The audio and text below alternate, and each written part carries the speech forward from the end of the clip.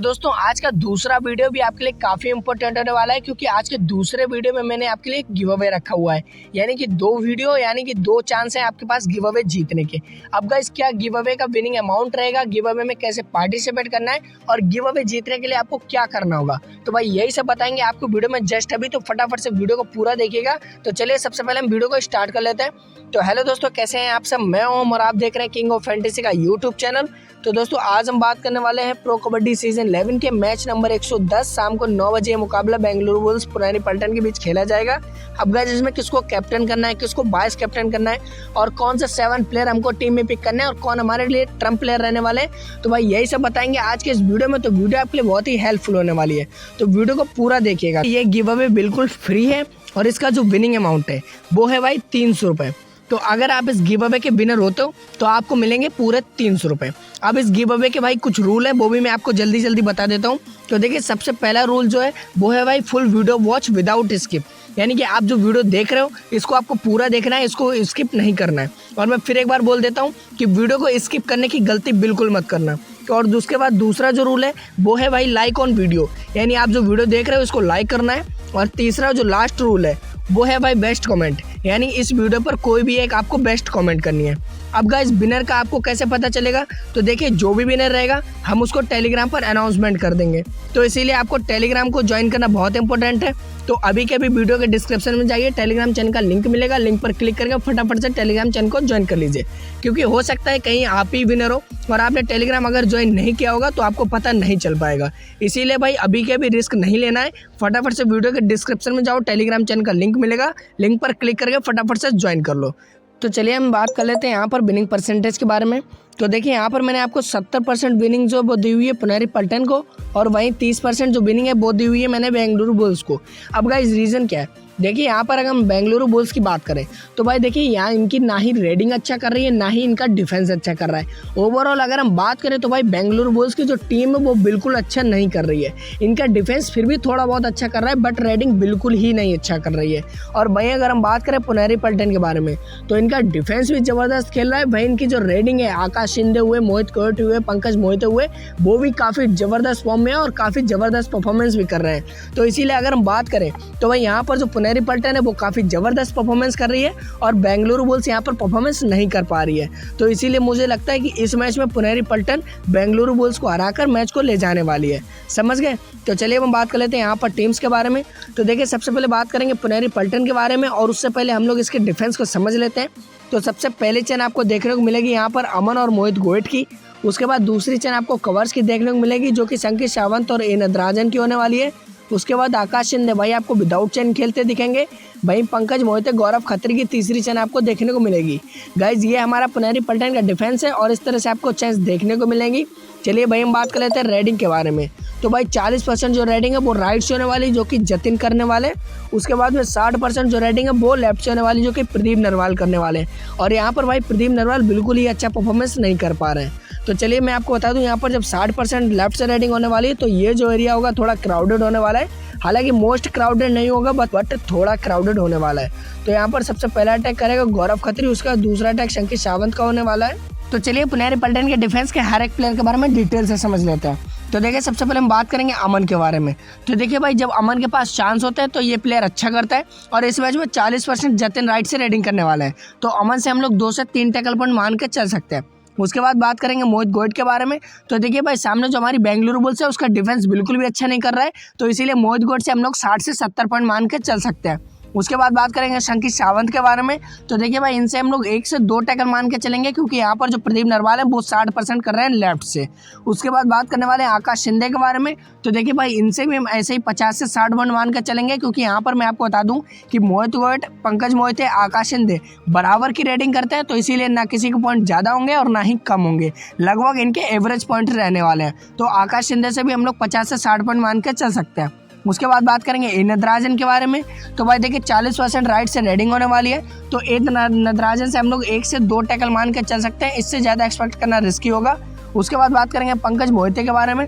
तो देखिए भाई मैंने आपको पहले बता दिया, तो आप इनसे भी 60 से 70 पॉइंट मान के चल सकते हैं। उसके बाद बात करेंगे गौरव खत्री के बारे में।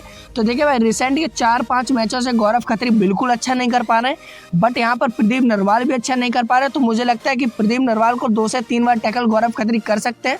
तो इसीलिए गौरव खत्री से हम लोग अभी के लिए 2 से 3 टैकल मान के चल सकते हैं। अगर यहाँ पर गौरव खत्री ने 2 से 3 टैकल कर दिए तो ये हमारे लिए trump player as a trump captain भी हो सकते हैं। तो इसीलिए मैं आपको बता दूं कि गौरव खत्री से आप 2 से 3 टैकल मान के चल सकते हैं। तो भाई ये पुनेरी पल्टन का डिफेंस था, जिसके हर एक प्लेयर के बारे में मैंने आपको डिटेल से बता दिया है। अब हम बात कर लेते हैं दूसरी टीम, जिसका नाम है बेंगलुरु बुल्स। तो देखिए यहाँ पर सबसे पहले इसके डिफेंस को समझ लेते हैं। तो देखिए सबसे पहली चेन आपको एन रावल जतिन की देखने को मिलेगी। उसके बाद आपको दूसरी चेन कवर्स की देखने को मिलेगी, जो कि एस शेरावत और प्रतीक की होने वाली है। उसके बाद प्रदीप नरवाल आपको विदाउट चेन खेलते दिखेंगे। वही नवीन कुंडू और सौरभ नांदाल की आपको तीसरी चेन देखने को मिलेगी। गाइज ये हमारा बेंगलुरु बुल्स का डिफेंस है और इस तरह से आपको चेस देखने को मिलेंगी। चलिए बात हम कर लेते हैं यहाँ पर रेडिंग के बारे में। तो 75% रेडिंग राइट्स होने वाली है, जो कि मोहित कोएट पंकज मोहिते करने वाले हैं। और वहीं 25% राइडिंग जो है वो लेफ्ट होने वाली, जो कि आकाश शिंदे करने वाले हैं। अब गाइस 75% राइट्स होने वाली है, यानी कि ये जो एरिया होगा राइट जोन, ये जहाँ से क्राउडेड होने वाला है। और सबसे पहला अटैक यहाँ पर नितिन रावल का होगा, दूसरा अटैक एस शेरावत का होगा। तो कहने का मतलब ये है कि 2 प्लेयर के पास हाई चांस रहेंगे बेस्ट परफॉर्मेंस देने के। तो चलिए अब हम बेंगलुरु बुल्स के डिफेंस के हर एक प्लेयर के बारे में डिटेल से समझ लेते हैं। तो देखिए सबसे पहले बात करेंगे यहाँ पर एन रावल के बारे में। तो देखिए जब इनके पास चांस होता है तो ये अच्छा कर देता है, बट अभी रिसेंट के 2-3 मैचों से ये बिल्कुल अच्छा नहीं कर पा रहे।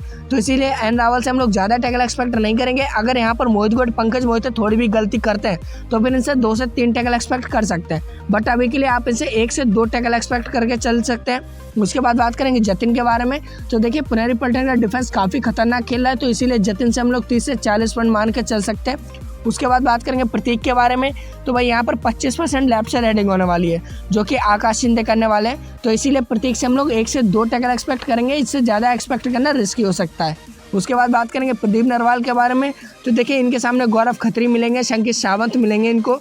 तो मैं आपको बता दूं यहाँ पर प्रदीप नरवाल की फॉर्म को देखते हुए मुझे नहीं लगता ये कुछ उतना खास कर पाएंगे।